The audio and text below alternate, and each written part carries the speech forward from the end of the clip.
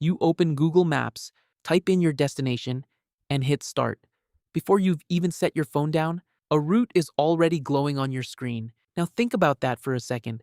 That isn't random, and it definitely isn't Google checking every possible road. It's one of the most elegant pieces of engineering in modern software. And today, we'll understand exactly how it works. Google isn't looking at a map the way you are. On your screen, you see roads, buildings, rivers underneath. None of that visual detail matters. What Google actually stores is much simpler. Every intersection becomes a single point. Every road becomes a line connecting two points. This structure has a name. It's called a graph. The points are nodes, the lines are edges, and each edge isn't just a line, it carries a number. How long that road takes to drive, based on speed limits, traffic, tolls, or whether you're even allowed to turn onto it from where you're coming from. Once the whole city is turned into nodes and edges with costs attached, the question completely changes. It's no longer, how do I get from my house to the airport? It becomes, what is the cheapest path between 2 points in this graph? That reframing is the entire reason this problem becomes solvable at all. Let's make this concrete. Say you're at a starting point, and there are two roads leaving it. One leads to a junction we'll call A and costs 4 minutes. The other leads to a junction called B and costs 2 minutes. Every other point in the city for now is unknown, so we treat its cost as infinity until it's actually been reached. This is exactly the problem Dijkstra's algorithm was built to solve. Back in the 1950s, it always looks at the closest unvisited point first, so it checks B since 2 minutes is cheaper than 4.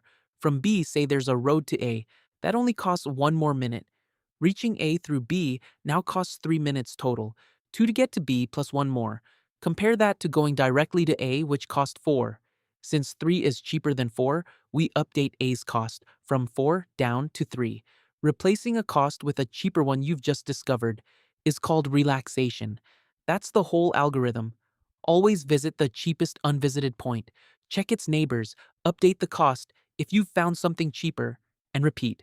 By the time it reaches your destination, every cost along the way has already been checked against every possible shortcut. So the path it lands is mathematically guaranteed to be a shortcut. The problem is that Dijkstra doesn't know where your destination actually is.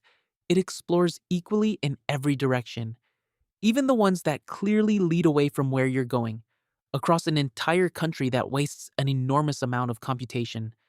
A-star search algorithm fixes this with one addition. Take that same choice between A and B. A-star adds one extra number to each option, the straight line distance from that point to your actual destination. So it's no longer picking based on cost so far alone, it's picking based on cost so far, plus how much closer that gets you to where you're headed.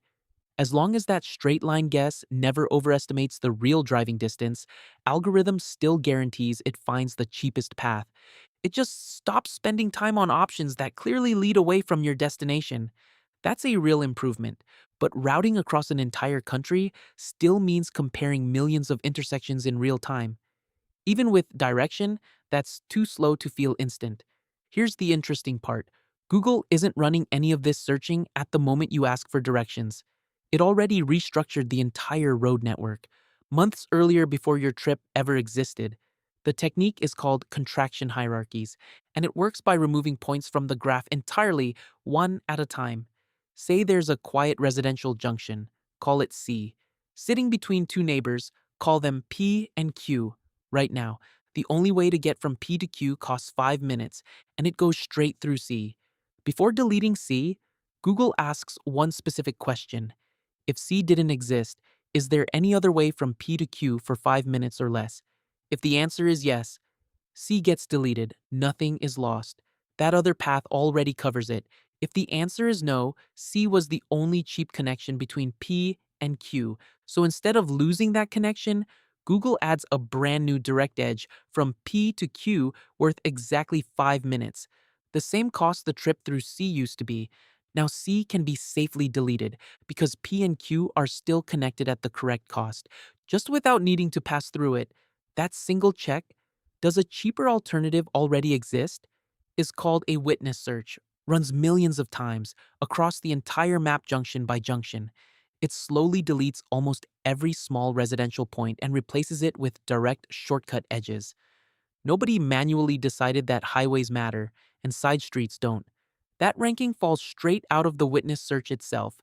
Side streets go first. Major roads survive longest. So when you ask for directions, Google searches from your location and your destination at the same time, both climbing these shortcuts until they meet in the middle. That's the reason a cross country route appears in under a second. But here's the catch: rebuilding that entire shortcut structure can take over an hour, and traffic doesn't wait an hour to update. So Google keeps two things separate: which junctions connect to which, and how much each connection costs right now. The connections almost never change, so that expensive structure stays exactly as it is, untouched. Only the numbers move. That same road from P to Q worth 5 minutes yesterday might be worth 20 minutes today because of an accident up ahead. Updating a number takes milliseconds. Google reruns the exact same two searches from your location and your destination on that same shortcut structure, just with fresh prices. That's the entire mechanism behind why your route can quietly change while you're still driving it. So the next time your route loads instantly, none of it happened by checking every possible path. It happened because Google reshaped the entire map months in advance, so it would only ever have to check a handful of them. If you want a complete system design document of how Google Maps work, comment below.